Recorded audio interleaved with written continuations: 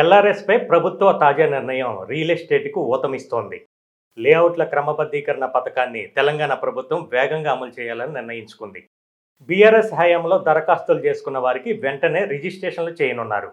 పైగా ఫీజులో 25% రాయితీ కూడా ప్రకటించారు. ఎల్ఆర్ఎస్ పథకం అమలును వేగవంతం చేయాలని ప్రభుత్వం నిర్ణయించింది. ఎల్ఆర్ఎస్కు సబ్ రిజిస్టర్ కార్యాలయాల్లోనే నేరుగా క్రమబద్ధీకరణ ఫీజును చెల్లించి రిజిస్ట్రేషన్ చేసుకునే అవకాశాన్ని కల్పించాలని నిర్ణయించింది. మార్చి 31లోగా రిజిస్ట్రేషన్లు పూర్తి చేసుకున్న వారికి ఎల్ఆర్ఎస్ ఫీజులో రాయితీ వర్తిస్తుంది. రియల్ ఎస్టేట్ భూమి వచ్చిన తర్వాత చాలామంది లేఅవుట్లు వేసి అమ్మేశారు, కానీ అనుమతులు తీసుకోలేదు. అనుమతి లేని లేఅవుట్లలోని ప్లాట్ల రిజిస్ట్రేషన్పై గతంలో ప్రభుత్వం నిషేధం విధించింది. దీంతో వాటిని కొనుగోలు చేసిన వారికి 4 ఏళ్లుగా రిజిస్ట్రేషన్కి అవకాశం లేకుండా పోయింది. వారందరికీ ప్రభుత్వం వెసులుబాటు కల్పిస్తూ ప్లాట్లకి రిజిస్ట్రేషన్ చేసుకునేందుకు అవకాశం ఇచ్చింది.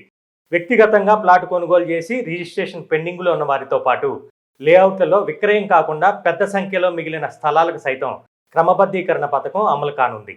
అనుమతి లేని లేఅవుట్లలో 10% ప్లాట్లు రిజిస్ట్రేషన్ అయి మిగిలిన 90%కి రిజిస్టర్ కాకుంటే ఎల్ఆర్ఎస్ కింద వాటిని క్రమబద్ధీకరణతో పాటు రిజిస్ట్రేషన్కి అవకాశం కల్పిస్తారు.